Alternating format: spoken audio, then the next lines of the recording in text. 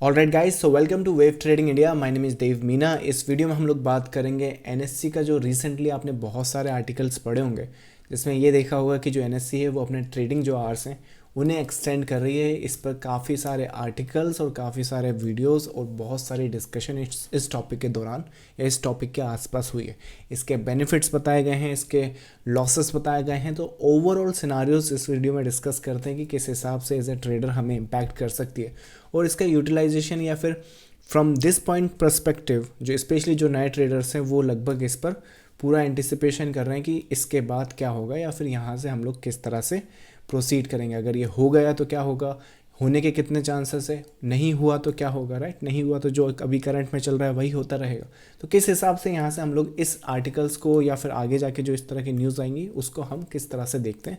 So let's discuss. तो query क्या है, एनएससी के जो ट्रेडिंग आवर्स हैं वो एक्सटेंड किए जा रहे हैं या फिर उसे 9:30 से जो 3:30 होता है उसको एक्सटेंड कर हम 9:30 से लेट्स से 11:30 या कमोडिटी मार्केट जो हमारा होता है उसके इक्वली हम रखने की कोशिश कर रहे हैं ना। यहाँ पर समझने वाली बात ये होगी कि कोई भी एक्शन हम ट्रेडिंग इंडस्ट्री या किसी भी इंडस्ट्री में लेते हैं तो किसी भी एक्शन के सिर्फ पॉजिटिव या फिर सिर्फ नेगेटिव पॉइंट्स नहीं होते हैं।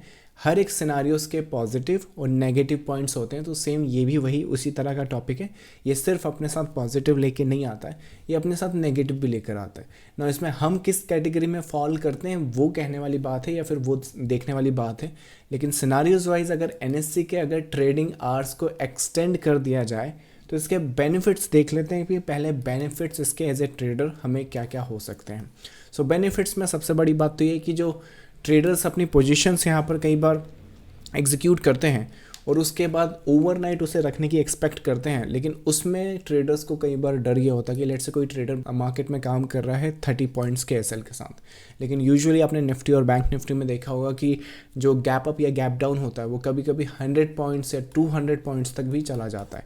अब अगर वो फेवर में चला जाए तो बहुत अच्छी बात है, हर एक आदमी अपनी पोजीशन को ओवरनाइट रख सकता है। बट कुछ केसेस में जहाँ पर देखा गया कि जहाँ पर 30 पॉइंट्स का हमने एसएल लिया था मोस्ट प्रॉब्ली 40-50 भी ट्रेडर्स देने को रेडी हैं, लेकिन कई बार वो 130-150 वहाँ पर एग्जिट करना पड़ता है या मार्केट पे वहाँ पर एग्जिट करना पड़ता है। और जो ट्रेडर्स अगर एग्जिट नहीं करते हैं वो मार्केट नेक्स्ट डे ओपन होने के बाद अगेंस्ट उनके डायरेक्शन में मूव करता ही रहता है।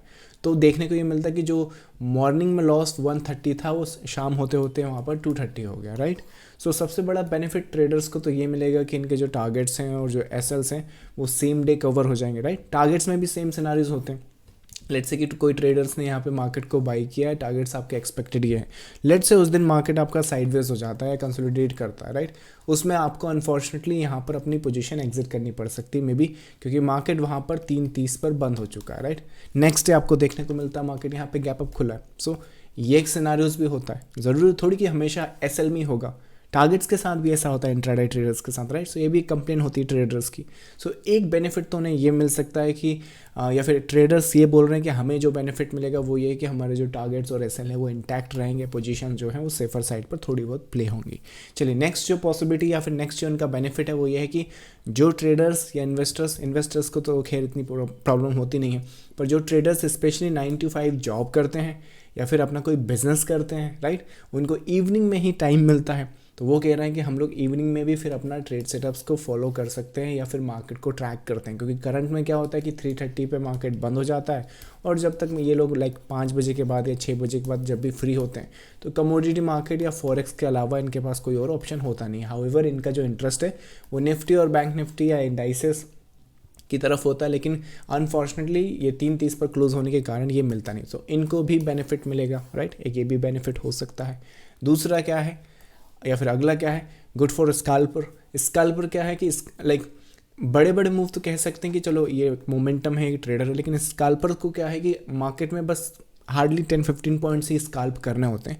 अब बात जब 10-15 पॉइंट्स की आ जाती है और अभी के लिए इन्हें क्या करना होता है कि सुबह सुबह मॉर्निंग में आना रहता है, राइट। सो मॉर्निंग में आना रहता है या फिर जहाँ पे मोमेंटम साइडवेज होने के बाद एक ब्रेकआउट करता है वहाँ पर करते हैं। अब अगर मार्केट 9 से लेके आपका 11:30 पर ओपन ही हो रहा है तो आप जब चाहे मार्केट में आ सकते हो, जब चाहे मार्केट में अपना लक आजमा सकते हो। हाउएवर ये जो ट्रेडिंग है थोड़ा सा स्पेकुलेटिव साइड होती है ना। अपना जो अगेन ये बुरी है अच्छी है वो आप लोगों को डिसाइड करना है, बट यहाँ पर जो सिनारियोज़ हैं ये है कि हम कभी भी आएंगे, अपने पॉइंट्स देंगे या लेंगे और हम हमारे हिसाब से वहाँ पे काम करेंगे। तो ये भी एक बेनिफिट अपना ट्रेडर्स यहाँ पे बता रहे हैं। चलिए लॉसेस की बात कर लेते हैं, या फिर जो इसके अपोजिट है वो क्या है। पहला जो लॉसेस होगा, एक सिनारियो ये हो सकता है कि जो गुड मोमेंटम है, कहने को आपको लगेगा जैसे आप अगर कमोडिटी मार्केट हम ट्रैक करें तो आपको लगेगा कि मार्केट जो है वो सिर्फ लाइक इवनिंग में मूव करता है या इवनिंग में मूवमेंट करता है। क्यों? क्योंकि यूएस मार्केट के साथ वहाँ पर सिंक्रोनाइजेशन होती है, जो कि कुछ हद तक बात ठीक है।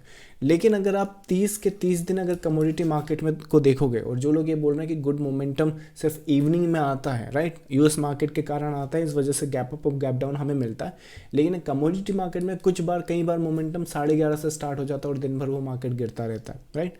सो मोस्ट प्रोबेबली जो गुड मोमेंटम एनी टाइम है, ज़रूरी नहीं है कि वो हर बार ही होगा। बस अगर आप राइट नाउ भी अगर स्पेसिफिकली देखो, let's go to the crude oil chart, 150 points ये ऑलरेडी यहाँ से यहाँ तक डाउन है, तो मोमेंटम तो ऑलरेडी वहाँ पर जा चुका है, राइट। अब scenarios wise let's say most probably market stabilize करता है, इसकी प्रॉफिट बुकिंग आती है और लाइक यूएस मार्केट जो ओपन होता है उसमें आपको यहाँ पर इस तरह की मोमेंटम देखने को मिल जाती।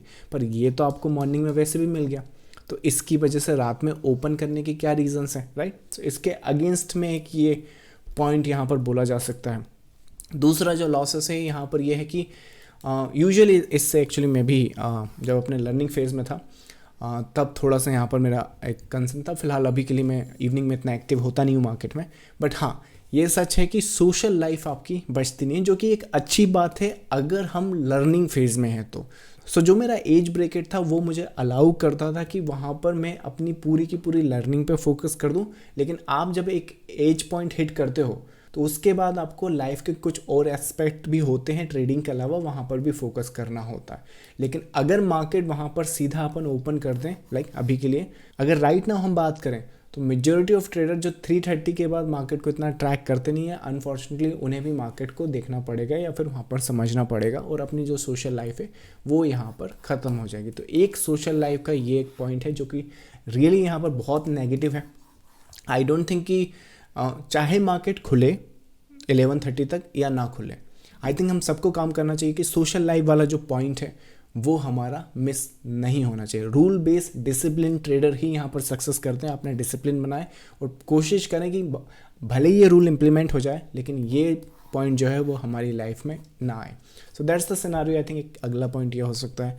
नेक्स्ट पॉइंट यहाँ पर ये हो सकता है कि bad for the option buyer. ये क्या सिनेरियोज हैं? अगेन जो ऑप्शन बाई करते हैं अभी के लिए क्या होता है, मार्केट लाइक अगर मोमेंटम 9 से लेकर 3 तक है तो पूरे सिनारियोज वहाँ पर प्ले हो जाते हैं। अगर लेट से 11:30 तक मार्केट होता तो मोमेंट बना, फिर आपका साइडवेज मार्केट हो गया।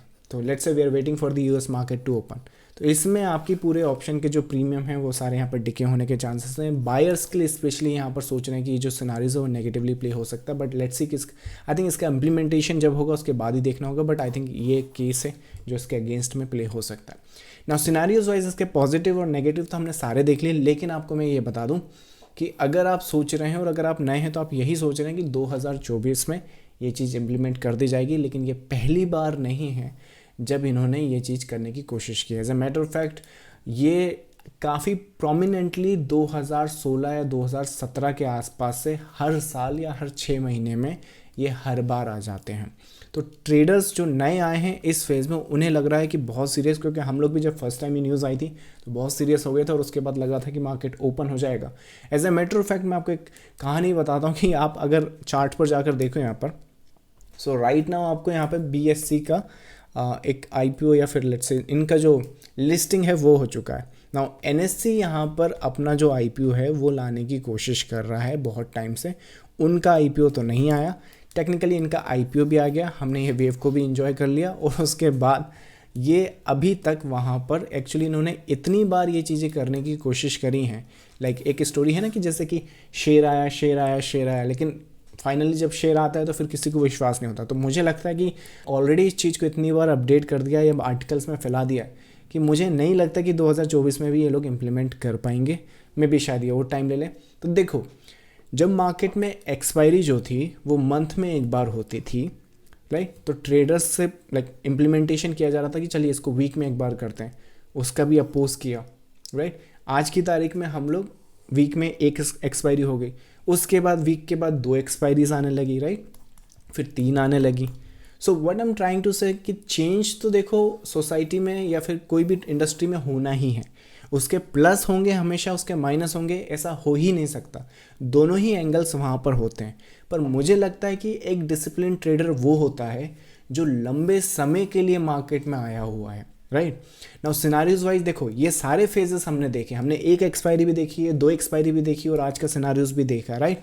तो वैसे ही हमने 930 का मार्केट देखना, अगर मान लीजिए ये इम्प्लीमेंट हम कर भी देते हैं तो क्या हमारी लाइफ पे एज ए ट्रेडर कोई फ़र्क पड़ना चाहिए? अगर ये चार्ट में आपको अगेन एलिट वेव जो है या वेव एनालिसिस जो है वो मार्केट को स्टडी करती है किस बेसिस पे? मोटिव के बेसिस पे, कंसोलिडेशन के बेसिस पे। तो इसमें आपकी पहली कैंडल से लेके आखिरी कैंडल तक की सारी स्टडीज़ होती हैं। अब उसमें ये नहीं होता है कि चलो ये मार्केट तो 330 को बंद हो रहा है, ये 430 को बंद हो रहा है, 1130। The structure is a structure, the pattern is a pattern, regardless the scenarios आपकी ओपनिंग कब है, क्लोजिंग कब है।